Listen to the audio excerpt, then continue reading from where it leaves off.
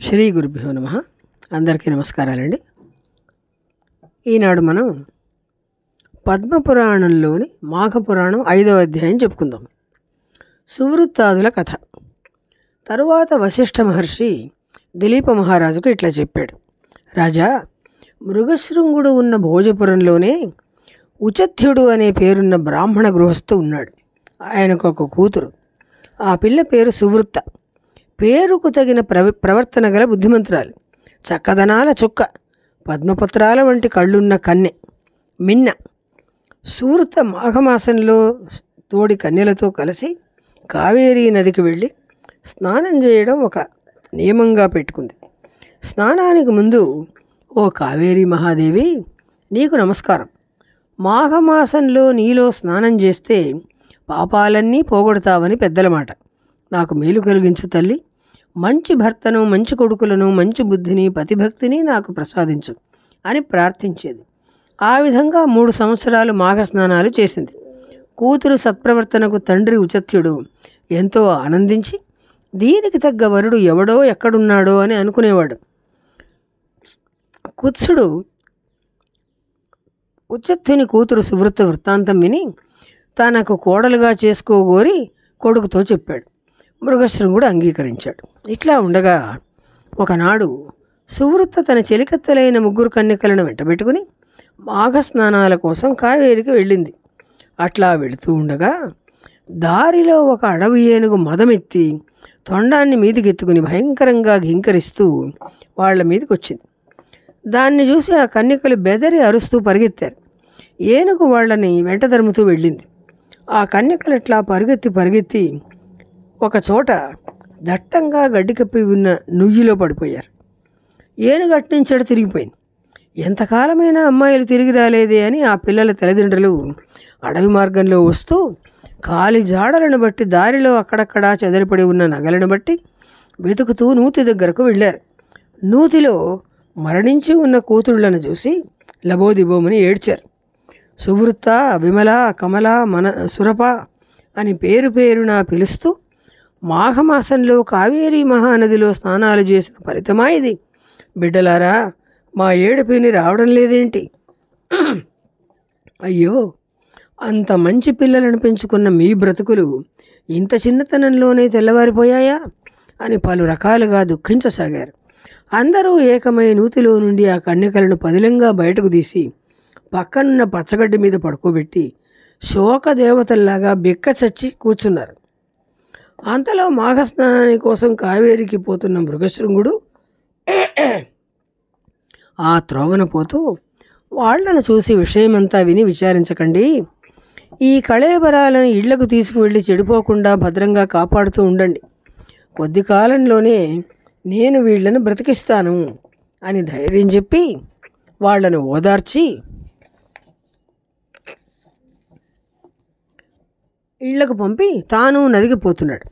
అంతలో ఆ ఏనుగే మృగశృంగుడి మీదికి వచ్చి ఘీంకరించింది. తొండం పైకెత్తింది. మృగశృంగుడు బెదరకుండా అలాగే నిలబడ్డాడు. ఏనుగు దగ్గరగా వచ్చి తొండంతో మృగశృంగుడిని పట్టుకుని పైకెత్తి తన మీద కూర్చోబెట్టుకున్నది. అంతలోనే కిందికి దింపి తొండాన్ని ముందుకు చాపింది. మృగశృంగుడు గజారోహణం శుభఫలప్రదం అనుకుని ఏనుగు తొండాన్ని తన చేతితో ముట్టుకున్నాడు. మాఘమాసంలో 8 దినాల స్నాన ఫలాన్ని ధారపోశాడు. అంతే, ఏదో ఇంద్రజాలంలాగా అయింది. ఆ ఏనుగు కాస్త ఒక మానవుడిగా మారిపోయింది. దీంతో మనం మానవుడిగా ఏనుగు మారిపోతే ఆశ్చర్యపడుతూ మృగశృంగుడు చూస్తున్నాడు. ఆ మానవుడు మృగశృంగుడికి నమస్కరించాడు. కొద్దిగా దగ్గరగా వచ్చి, మహాత్మా, వింతగా చూస్తున్నావా? అవును, నా బ్రతుకు వింతగానే జరిగింది. విన్నవిస్తాను, అవధరించు అని తన జీవిత చరిత్ర అంతా చెప్పాడు ఆ మానవుడు. నిషధ నగరంలో విశ్వగుప్తుడనే వైశ్యుడు ఉండేవాడు. ఆయన మా నాన్న. అంతటి ధర్మాత్ముడు ఎక్కడైనా ఉంటాడు అంటే నేను నమ్మను. నా పేరు ధర్మగుప్తుడు. మా కులానికి తగిన వేదశాస్త్రాలు నేర్చుకున్నాను. కృషి వాణిజ్యాలలో పేరుకు తగినట్టుగా తండ్రి పేరు చెడగొట్టకుండా జీవించాను. యజ్ఞయాగాలు చేశాను. నేను చెయ్యని దాన ధర్మాలంటూ లేవు. ధర్మార్థ కామాలను యథోచితంగా సాధించాను. వర్తక వ్యాపారాలలో మోసం చేయడం అనేది కలలో కూడా ఎరుగను.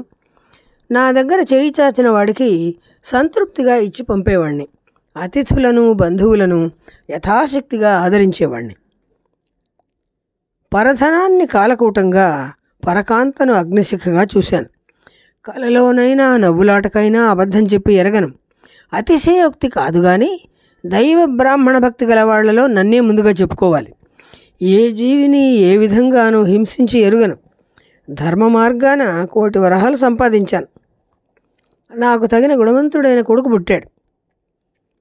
ఆస్తి 2 భాగాలు చేసి ఒక భాగం నా కొడుకుకిచ్చి నా భాగంతో చెరువులు తవ్వించాను, నూతులు తీయించాను, తోటలు వేయించాను. బాటసారులకు ఉపయోగంగా ఉంటుందని పందిళ్ళు వేయించాను. బాటలకు 2 పక్కల ఫలవృక్షాలు నాటించాను. విశ్రాంతికి మండపాలు కట్టించాను. చలిపందిళ్ళు కూడా వేయించాను. వ్యయపరిచిన ధనమంతా మంచి పనికి, అంటే నేను ఖర్చు పెట్టిన డబ్బంతా మంచికే. అయితే ఏమి, దైవ బలాన్ని మించిన బలం లేదు కదా. బ్రహ్మేంద్రాదులు కూడా తలరాతను తప్పించలేరు. వచ్చేది కొబ్బరికాయలోకి నీళ్ళలాగా వస్తుంది, పోయేది ఏనుగు మింగిన వెలగపండులాగా గుజ్జులాగా పోతుంది. ఇదే సుమతి శతకకారుడు పద్య రూపంలో చెప్పాడు. సిరితా వచ్చిన వచ్చును సలలితముగా నారికేళ్ల సలిలము భంగిన్, సిరితా పోయిన పోవును కరిమ్రింగిన వెలగపండు కరణిని సుమతి అన్నాడు. అది ఇక్కడ చెప్పారనమాట. నాడు ఒక కాపాలికుడు వచ్చి నన్ను చాటుకు పిలిచి, బంగారం చేసే పద్ధతి నాకు తెలుసు, నీవు సహాయం చేస్తే కావలసినంత పసిడి నీ ఇల్లంతా బంగారుగానే అయిపోతుంది అన్నాడు. వాడి మాటలకు మోసపోయాను. ఆశ అటువంటిది. ఉన్న సొత్తంతా వాడి మాటలతో నాశనం చేశాను. వాడు ఏ రాత్రి వెళ్ళిపోయాడు. నేను కట్టుబట్టలతో మిగిలిపోయాను. అంతలో వయస్సు పడమటికి తిరిగింది. ఏవేవో రోగాలు పిశాచారులాగా పట్టుకున్నాయి. మాఘమాసం వచ్చింది. ఎట్లాగో ఓపిక చేసుకుని సూర్యోదయ సమయంలో 10 దినాలు పుణ్యనదిలో మాఘస్నానాలు చేశాను. శరీరం బాగా అవశమైపోతూ ఉంది, అంటే నా వశంలో లేకుండా అయింది. మరి చేయలేకపోయాను. అందులో నా కొడుకు వాణిజ్యం కోసం దేశాంతరం వెళ్ళిపోయాడు. గుర్రాలు ఏవో తెగుళ్ళు వచ్చి చచ్చిపోయాయి. దొంగలు ఆవుల్ని చాటుగా తోలుకుపోయారు. భార్య కూడా నా మాట వినకుండా పోయింది. పేదవాడిని అయిపోయాను కదా. కోడలు మనవరాలు గుక్కడి నీళ్ళైనా పోసేవాళ్ళు కాదు. మనమడు వేశ్యాలోలుడై తిరగడం మొదలుపెట్టాడు. ఇల్లు సర్వశూన్యమైపోయింది. మనవడి దుష్ట ప్రవర్తనానికి రాజుగారు కోపించుకుని మమ్మల్ని దేశభ్రష్టులను చేశాడు.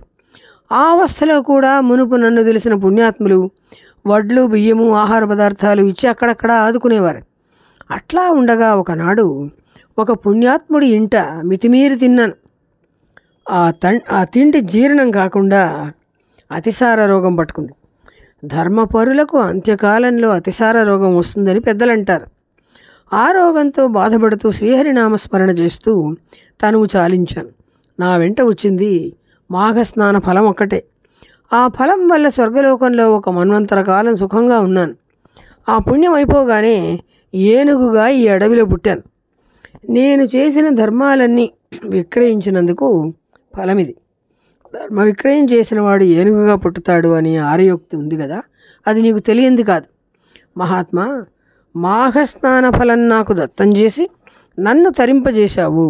నీ వల్ల నేను ధన్యాత్ముడినయ్యాను. నమస్కారం అంటూ పునః ప్రణామాలు చేసి ధర్మగుప్తుడు స్వర్గానికి వెళ్ళిపోయాడు. మహానుభావుడైన మృగశృంగుడు ధర్మగుప్తుడి జీవిత చరిత్రకు కాస్త చెలించాడు. మళ్ళీ కావేరిలో స్నానం చేసి ధర్మరాజైన యముణ్ణి గురించి తపస్సు చేయడం ప్రారంభించాడు. దీంతో మనం 5వ అధ్యాయం ముగించుకున్నామండి. రేపు 6వ అధ్యాయం చెప్పుకుందాము.